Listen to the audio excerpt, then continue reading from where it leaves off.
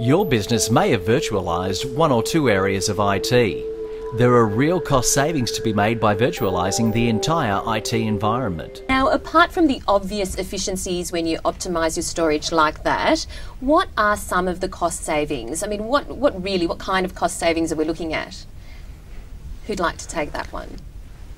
So I guess it depends. With technology such as deduplication, where we shrink the clothes down into the bag, you can get 70% reduction in the duplicated data.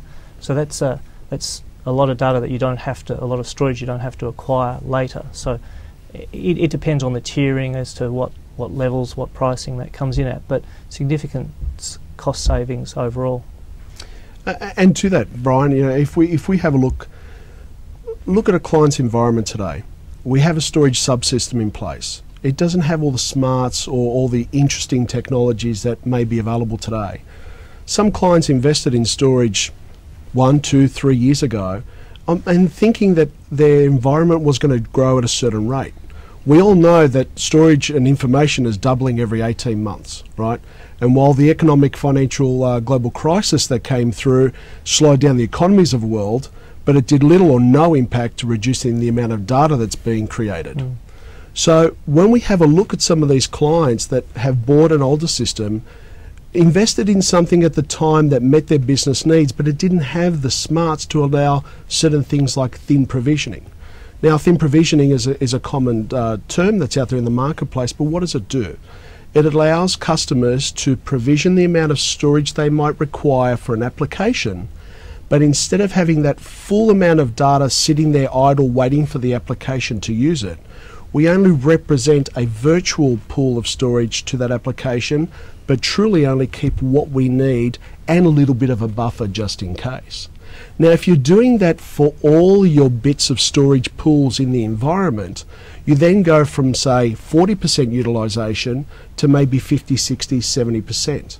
Therefore, you're not having to spend more money to buy more disk to sit there waiting to be used. Also, too, let's have a look at some of the other things in the marketplace. Virtualisation is a very common topic out there today, but what is virtualisation? We can't just look at it standalone virtualisation within the storage or virtualisation within the server. We must look at a virtualised IT environment. Taking some of those technologies and having it in our IBM V7000 Storewise product allows us to give simple, easy to use tools to allow a customer to maximize not only the storage within the Storewise V7000, but any other storage that they may already have in their environment. This also gives them major cost savings because I've invested in some technology, I don't have the function today, but I can implement a V7000 solution to allow me to maximize my benefit of the investment I've already made. That's huge. And even further on that is when you look at some of the easy tiering, the capabilities to migrate data from an expensive pool of storage down to a lower cost model. That gives you a lot more flexibility. So, and the system does this automatically, so we can automatically monitor how heavily used it is and migrate it through the levels of storage. So you get much greater efficiencies from your existing storage, and it also means you can prolong the life of older storage subsystems that we might be virtualising.